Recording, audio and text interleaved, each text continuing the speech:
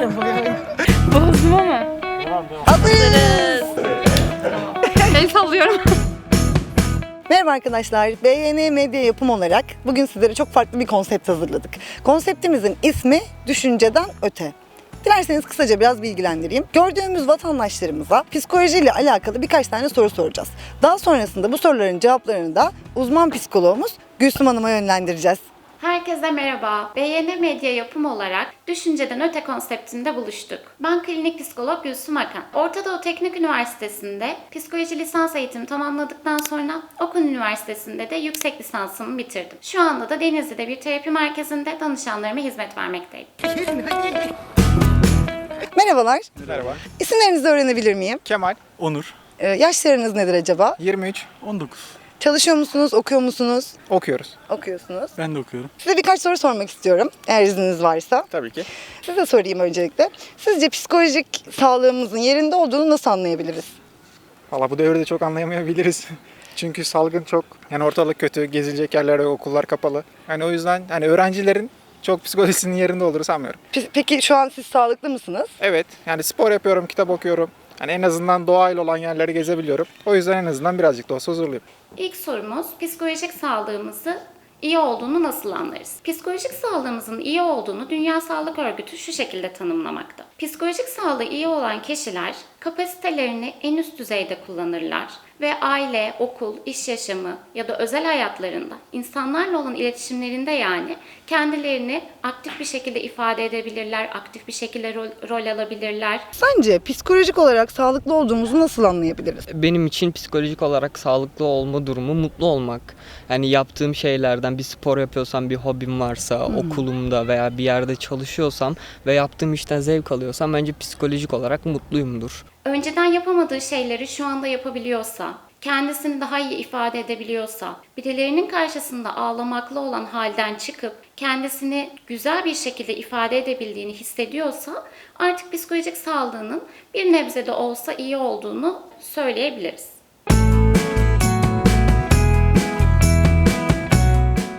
Merhabalar, isimlerinizi öğrenebilir miyim? Pembe Nur.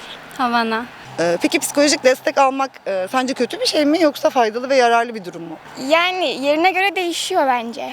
Yani kötü olarak hiçbir tepki aldın mı bu açıdan? Ya da kendini kötü hissettiğin bir zaman dilimi oldu mu? Kendimi kötü hissettim başta çünkü herkes bahane sandı. Yani ilaçlarımın yan etkileri falan sürekli bahane sandılar. Ya da yalandan yapıyorum sandılar. Öyle olduğu için zor oldu ama bilmiyorum. Ama şu an iyisin. Şu an hala kullanıyorum. Galiba iyiyim. Evet, sağlıklı bir birey gibi görünüyorsun şu an. Teşekkür ederim. Umarım devam eder. Psikoloğa gidildiğinde bazen insanlar benim deli olduğumu düşünecekler ya da ne işin var psikologda gibi bir şey söyleyebiliyorlar. Fakat psikoloğa gitmek asla sizin deli olduğunuzu göstermez. Çünkü bazen insanların gerçekten baş edemedikleri şeyler olabiliyor. Bir konuda kendimizce baş edebileceğimizi düşündüğümüz durumlar oluyor. Fakat baktığımızda aslında tek başımıza bu konunun üstesinden gelemediğimizi görüyoruz. Etrafımızdan, aile bireylerinden, arkadaşlarımızdan bu tarz destekler almaya çalışıyoruz. Fakat önerilerde bulunmak, aslında ne yapacağımızı birisinin bize söylemesi bazen de bizi yanlış yollara sevk edebiliyor. Bu yüzden psikolojik destek almak faydalı diye düşünüyorum. Bir insan sence ne zaman psikoloğa gitmeli? Bence sağlıklıyken gitmeni. Çünkü hastayken giderse psikoloğu da hasta eder. Yani ben kendimce böyle düşünüyorum. Merhabalar, Merhabalar. isminizi öğrenebilir miyim? Dudu ismim. Sizce psikolojik danışmandan yardım ne zaman alınmalı? Psikolojik danışmandan yardım ihtiyaç hissedildiğinde alınmalı. Ama öncesinde de mesela anneliğe hazırlık, gebelik döneminde atıyorum, evlilikten önce de alınmalı. Mesela mesleğe atılmadan önce bir danışmanlık alınmalı diye düşünüyorum. Bazen insanlar sadece dinlenilmek, motive olmak, hatta beni kimse dinlemiyor, keşke beni dinleyen birisi olsaydı, beni yargılamasaydı diyerek bile gelebiliyorlar. Bu yüzden belli bir şekilde hani şu şekilde gelmelisiniz diyemeyiz. Bir de depresyon gibi, panik atak gibi, anksiyete gibi hatta daha ciddi sıkıntıları olan kişiler de bize geldiklerinde bu rahatsızlığı tedavi etmek amacıyla zaten işe başlamış oluyoruz. Ama sadece böyle ciddi bir rahatsızlığım var diyerek gelmenize de gerek yok.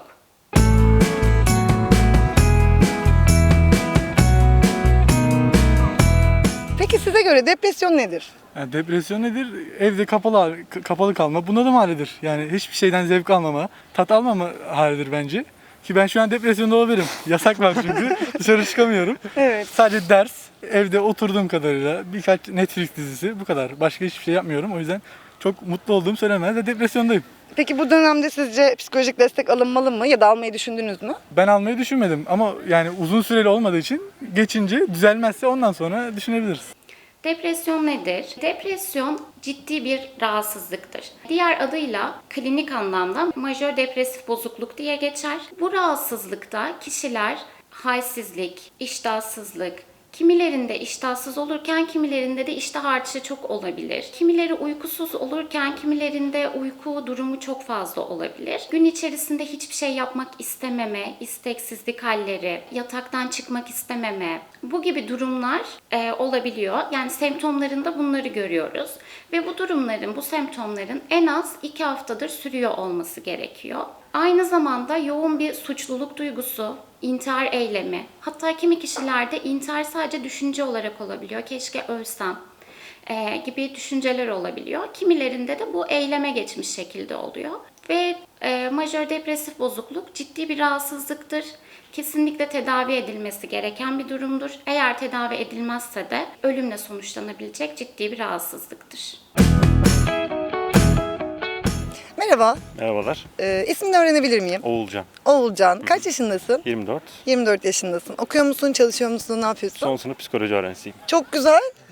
Hemen sana psikolojiyle ilgili birkaç soru sormak istiyorum. Tabii umarım bildiğim yerden gelir. Tabii ki de. Bence kesinlikle bildiğin yerden gelir. Depresiflik ile depresyon farklı şeyler mi peki? Tabii farklı şeyler. Depresyon bir hastalık gibi düşünün. Depresiflik, yani siz de gün içerisinde depresif olabilirsiniz, kötü bir haber alabilirsiniz. Ama depresyon kötü habere ihtiyaç duymaz. Farkında olmadan ona muzdarip olursunuz. Yani grip olmayı istiyor musunuz? Hayır, İstemiyorsunuz. Aynı o şekilde depresyonu istemeden girersiniz. Yani depresiflik size bağlıdır ama. Kesinlikle depresif hissetmekle depresyonda olmak farklı şeylerdir. Çoğunlukla bunu ergen kesimde görebiliyoruz. Arkadaşlarıyla tartıştıklarında, aile bireyleriyle kötü bir gün geçirdiğinde hemen depresyona girdim ben gibi bir tabir kullanabiliyorlar. Aslında depresif hissetmekle depresyonda olmak çok çok farklı şeyler. Çünkü depresyon ciddi bir rahatsızlık ve tedavi edilmezse ölümle sonuçlanabilen bir rahatsızlık olduğu için depresif hissetmekle birbirinden çok farklı şeyler. Depresif davranmak ya da depresyonda olmak ikisi farklı şeyler mi? Depresyonda olmak bir çeşit hastalık gibi, psikolojik bir hastalık ama depresif davranmak sürekli olumsuz düşünmek, sürekli üzüntü halinde olmak. Depresif hissetmek insanların gün içinde zaten ister istemez yaşadığı bir durum. Yani şöyle bakabiliriz bu duruma. Bazen acıklı bir film izlediğimizde bile ardından hüzünlü hissedebiliyoruz. Ya da sınavdan kötü bir not aldığımızda, işte birisiyle tartıştığımızda, ardından kendimizi üzgün, hüzünlü, bazen acı içinde hissedebiliyoruz. Fakat bu durum eğer uzun süre devam ediyorsa o zaman tabii ki de depresyondan şüphelenilmeli. Ama bu durum geçici ise ardından kendimizi bir şeyler yaparak iyi hissedebiliyorsak bu depresif durumdur. Bunda endişelenecek bir durum yoktur.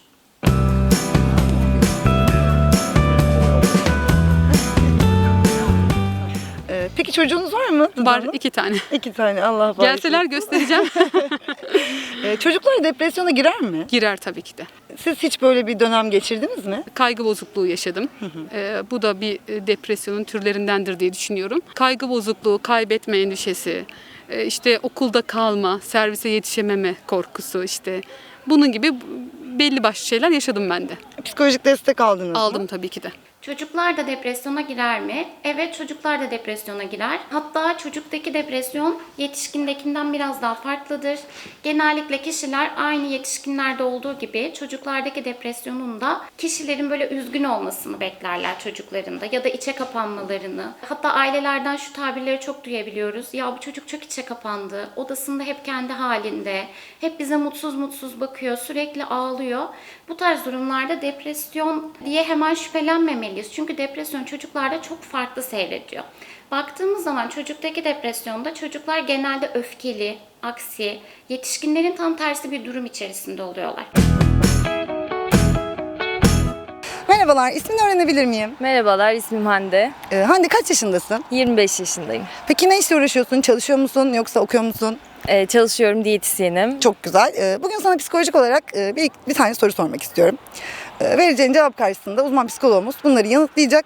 Sen de kanalımızdan izleyebilirsin. Kendini nasıl motive edersin? Motivasyon kaybı yaşadığımda genelde yoga ve meditasyon yaparım. Ve kendime özel belirlediğim motivasyon müziklerim var. Onları dinlerim ve arada sırada böyle özellikle sunum yapacaksam öyle zamanlarda özgüven kaybı ve motivasyon kaybı yaşayabiliyorum. Onlar öncesinde bu motivasyon müziklerimi dinleyip meditasyon yapıp o şekilde kendime biraz daha özgüvenimi geliştirmek ve motivasyon sağlamaya çalışıyorum. Peki kendini nasıl motive ediyorsun gün içerisinde ya da herhangi bir olaya karşı? Gün içinde yürüyüş yaparak, yani güne yürüyüş yaparak başlamak. Bozdum ama güne yürüyüş yaparak başlamak. Özür dilerim. Güne yürüyüş yaparak başlamak beni çok motive ediyor. Enerjimi yükseltecek şarkılar dinlemek beni motive ediyor. O gün ne yapacağımı baştan planlamak beni iyi hissettiriyor. Başardığımı gördükçe de daha mutlu oluyorum açıkça. Kendinizi nasıl motive edersiniz? Bu bazı insanlar için çok kolayken bazı insanlar için gerçekten çok zor oluyor. İnsanlara şöyle bir baktığımızda kişiler kendilerini nasıl motive edebiliyor? Mesela cevaplarımız arasında yoga yapan biri vardı. Kendisini güzel müzikler dinleyerek, yoga ve meditasyon yaparak iyi hissettiğini ve motive ettiğini söylemişti. Bu tarz etkinlikler evet gerçekten kimilerini motive edebilirken kimilerini de motive etmeyebiliyor. Bir insanın ne yapacağını bilmesi aslında onu motive etmeye yarayacak bir araç değil. Çünkü bazen insan kendi başına kaldığında, ne yapacağını bilmeden, sadece düşündüğünde bile kendisini nasıl motive edeceğini bulabiliyor. Şöyle bir baktığımızda o sırada dikkati dağılabiliyor, odak noktası değişiyor ve o konu üzerinden odak noktası kaydığı zaman da tabii doğal olarak kendini nasıl motive edeceğini bulabiliyor. Panik atak nasıl bir durum sence? Kötü bir durum. Nasıl bir hastalık diyeyim ya da bir bilgin var mı bu konuda? Ben kendim anksiyete hastasıyım zaten. Tedavi görüyorum da. O da ona benzer bir durum olduğu için yani kötü bir durum. Panik atak nedir? Panik atak birdenbire başlayan, kişinin yoğun bir korku ve huzursuzluk hissettiği bir durumdur. Kişi dışarıdaki tehlike ve tehditleri yanlış yorumlayıp felaketleştirerek bu şekilde panik atakta belirtileri yaşamaya başlar. Kişinin birden yoğun bir korku ve huzursuzluk hissetme hali demiştik. Çıldırıyormuşçasına gibi hissetme, nefes darlığı yaşama, birdenbire huzursuzluk, bayılıyormuş gibi bir hisse kapılma, kalp krizi geçiriyormuş gibi bir düşünceye girme. Hatta kişiler bu tarz durumlarda panik atak geçirdiklerinde genellikle ne yapacaklarını şaşırmış bir vaziyette olurlar ve etraflarından yardım talebinde bulunurlar. Ya da en yakın sağlık kuruluşuna gitmeye çalışırlar. Yandaki kişilere beni hemen bir sağlık ocağına getirin, ölüyorum galiba, panik atak geçiriyorum. Ya da kalp krizi geçiriyorum, kalbim çok hızlı atıyor gibi bu belirtilerini etrafındaki kişilere nüksederler, söylemeye başlarlar. Fakat bu aslında panikleyecek bir durum değil. Adı üstünde dediğim gibi bu kişinin paniklediği. Çünkü kendi içsel belirtilerini, semptomlarını kafasında yanlış yorumlayarak, durumu felaketleştirerek yanlış yorumlaması. Aldığımız psikolojik destek sence ne kadar sürer? Yani hastanın kendisini aşmasına göre ya da o sorunuyla yüzleşmesine göre uzayıp kısalabilir diye düşünüyorum. Bilmiyorum aslında hiç gitmediğim için. Yani herhalde yarım saat falan sürer en fazla. Bilmediğim için. Terapi ne kadar sürer? Şimdi bir psikoloğa gittiğimiz zaman aslında kişilerin beklediği şey ilk geldiklerinde hep şu olur. Hocam bu ne kadar sürecek? Ya da çocuğunu getirir. Ya bu çocuk böyle ama ne kadar sürede iyileşir? Hemen bir sonuç bekliyorlar. Fakat aslında bunun kişiye özgü olduğunu bilmek gerek. Yani kişiye özgü dediğimizde herkesin kişilik yapısı, bir şeyleri algılayış biçimi, hatta çocukluktan gelen, öğrenmiş olduğu o kalıplaşmış kafasındaki şemalar da aynı şekilde kişiye özgü. Aynı parmak izi gibi. Kişi geldiğinde onun yaşamış olduğu duruma göre, travmalarına göre, işleyişe göre tedavi planını belirleyip ardından da kişinin ruhsal durumuna ve direncine göre bir karar veriyoruz. Sana birkaç tane soru sormak istiyorum. Malum pandemi dönemindeyiz şu an biliyorsun. Birçok meslek grubu da artık online şekilde mesleklerine devam ediyor. Psikolojik destek de artık online şekle döndü. Sence psikolojik destek online şekilde alınması doğru mu? Psikolojik destek verdiğiniz danışanın ya da oluyor galiba. Onun mimiklerini tam görebiliyorsanız tavırlarını, jest ve mimiklerinden hani bir şeyler çıkarılıyor diye tahmin ediyorum. Anlayabiliyorsanız doğru diye düşünüyorum. Peki senin için psikolojik desteği bu şekilde online olarak almak uygun mu? Uygundur. Yani tercih edebileceğim bir durum. Yani farklı değil bence. Online görüşme almak ister miydiniz? Online görüşmeler de aynı aslında yüz yüze yapılan görüşmeler gibi etkilidir. Bununla ilgili literatürde de pek çok araştırma var, yapılmıştır. Ve baktığımız zaman da online görüşmelerde yüz yüze görüşmeler gibi etkilidir. Cevaplarımız arasında şöyle bir cevap vardı. Mimiklerini yeterince iyi görebiliyorsak gibi bir cevap vardı. Ve baktığımız zaman mimiklerimizde evet yeterince görebiliyorsak, kişinin o anda ona ne tepki verdiğini, nereye baktığını ya da o anda üzgün mü hissediyor ya da şaşırmış mı hissediyor, gülüyor mu? Bunları eğer görebiliyorsak, hissedebiliyorsak online görüşmede en az yüz yüze kadar etkilidir. Peki şöyle bir şey sorsam size. Sizce fiziksel aktivitelerin psikoloji için bir faydası, bir yararı var mıdır? Ya sağlık açısından bir yararı var. Psikolojik olarak da var. En azından spor yaptığınız ya da bir şeyle uğraştığınız anda başka bir şey düşünmüyorsunuz. Ruhsal olarak kendinizi daha iyi hissediyorsunuz. Ruhsal olarak faydası var diyebiliriz. Yani o benden daha mutlu. Ben spor yapmadığım için mutsuzum. Bunu açıkça söyleyebiliriz. O zaman siz de spora başlayın bir an O önce. yüzden yürüyüşe geliyoruz birlikte. Adım adım ilerleyeceğiz. Peki teşekkür ederim cevaplarınız için. Rica Çok ederim. sağ olun. Fiziksel aktivitelerin psikolojik sağlığa faydası var mıdır? Fiziksel aktiviteler bilindiği üzere psikolojik sağlığa aslında çok büyük katkıda bulunur. Çünkü kimi zaman modumuz çok düşük olabiliyor. Eğer kişiler modları çok düşük olduğunda, fiziksel aktiviteler yaptıklarında bu modları yükselecektir. Ve baktığımızda fiziksel aktivite yapan insanların, yani bir şeylerle uğraşanların gün içerisinde daha aktif olduklarını, enerjilerinin daha yüksek olduğunu görüyoruz.